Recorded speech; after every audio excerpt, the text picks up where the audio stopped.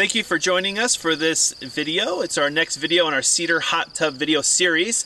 Today we're going to be working on assembling the staves and attaching them to the floor to complete the tub.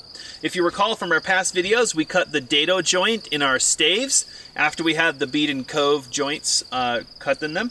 And then we also did some tidy up work on the floor and got some of the excess glue removed so the floor is fairly smooth, and on the top and the bottom. We're going to be using a small trimming from one of the staves so that we can very gently tap on this instead of hammering on the staves.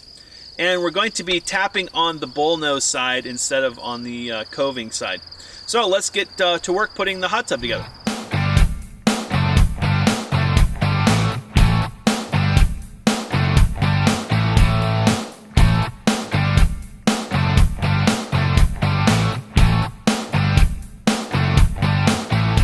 Fantastic. Alyssa did a wonderful job. She got all of the staves put on. Our dead blow hammer and our little trimming did a fantastic job.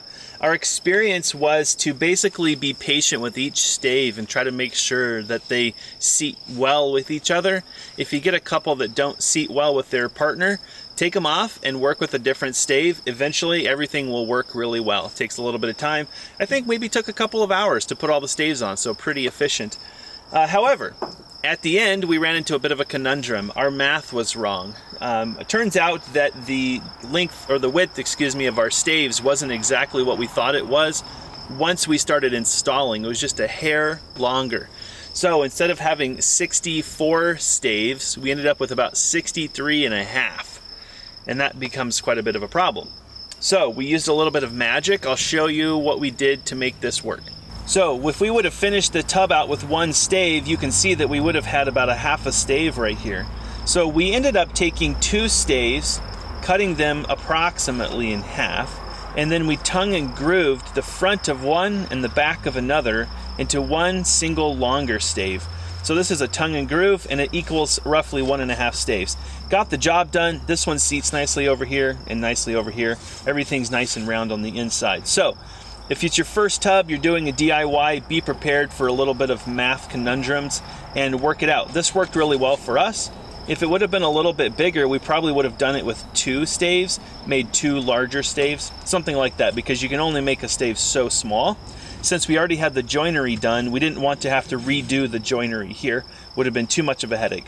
Up next, we're going to do some of the finishing work, including installing our aircraft cable tension cables. We're also going to install the floor drain. Let's take a close look at the aircraft cable and kind of show you what we came up with as a solution. This is a 3/16 inch cable, and it's actually vinyl coated, so the cable will be protected from the wood and shouldn't cause any mal-effects on the wood. We then purchased a clamp set, which includes a small horseshoe here, and then also securing clamps. So we've got a nice end, and then we'll be using a stainless steel turnbuckle, which we'll install on the one side. We'll hook in here, which will allow us to tension those cables. This whole entire setup for us was around $80 for all the cable, turnbuckles, and clamps.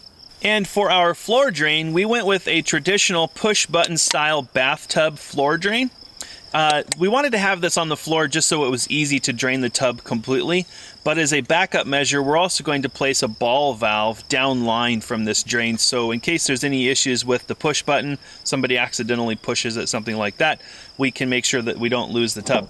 We'll use a 2-inch hole saw for that, get that drilled in there, and we're going to plumb it out to drain away from our deck. That way we don't get any erosion. So just keep all that stuff in mind. This is a pretty simple way of going about it. There's a lot of people who plumb it through the side and use other things, but this is what we're going to give a try. Superific! We won! So we were able to get the cables on. Everything went together as expected, and by some luck, we bought 5 extra feet of cable, and I don't think we got an inch too much. So turns out we did the right thing. We had no idea though. We thought this was going to be a very specific measurement. It turns out it was way more than that. So our advice would be either wait till your tub is built or don't gamble, get lots of extra cable if you decide to go this way. I'm really glad we didn't buy stainless steel bands. That would have been a hard breaker. So everything's tensioned up, fitting nicely. Now we're going to flip the tub over and get it on the support joists, and then we'll start working on the drain and putting benches inside. Let's get going.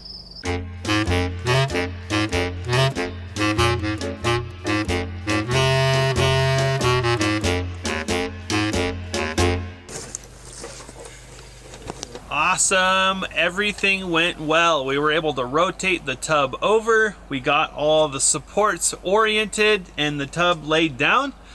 The fun thing was when once we laid it down, we realized that the straps weren't tight enough, so we ended up putting a ratchet strap around the top of the tub now, which was the bottom of the tub, putting tension on it, and that's when our hot tub's pants fell off. So we've spent the last 45 minutes fixing all of our cables. So just a tip, if you're gonna put the cables on first, or your straps, make sure to ratchet strap what would be the top, and make sure it's under a reasonable amount of tension before you put your cables on. Otherwise, like us, you're going to do double work.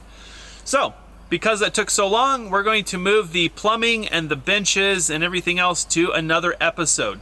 So if you enjoyed watching this video about our Cedar hot tub project and you want to learn more, please subscribe to our YouTube channel.